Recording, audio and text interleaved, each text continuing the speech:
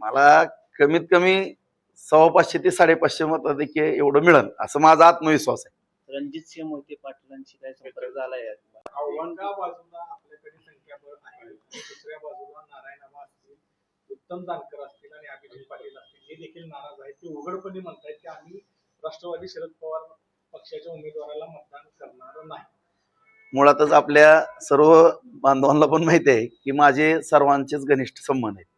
असं मी कुणाबरोबरही असा काही विषय माझा जिल्ह्यामध्ये नसतो आणि महायुतीच्या माध्यमातून तर मतदान मला मिळेलच, परंतु एक व्यक्तिगत जे काही जिल्ह्यामध्ये काम करत असताना गेली 30 वर्ष झालं मी काम करतोय आणि या कामाची पावती म्हणून मी कुठल्या जरी कोण पक्षामध्ये असलं काय असलं तरी सातत्याने मी माझे मित्रत्वाचं नातं जपण्याचा प्रामाणिकपणानं प्रयत्न केलेला आहे आणि या माध्यमातून सगळीच मंडळी या ठिकाणी मला मदत करेल अशी मला पूर्णपणे अपेक्षा आहे. महाविकास आघाडीचे जे काही 5 आमदार आहेत ते 5चे 5 आमदार आज आपल्या बाजूने दिसतात. नक्की. 2 खासदार नाही आहेत, काय आव्हान करा? नक्कीच या ठिकाणी सगळे आमदार पण शेवटी काम करत असताना आदरणीय फडणवीस साहेबांच्या मार्गदर्शनाखाली काम करत असताना मी सगळ्यांबरोबर मी बघा सांगितलं ही संबंध चांगले ठेवलेत, कारण कोण कुठल्या वेळेस मदतीला येईल आणि सातत्यानं सोलापूर जिल्हा असेल किंवा धाराशिव जिल्हा असेल यामध्ये संबंध मी चांगले निर्माण केलेले आहेत की कधीही कुणाची गरज पडते आणि मला म्हणजे अनापेक्षित ही उमेदवारी आलेली आहे माझ्याकडे. मी खरं सांगतो की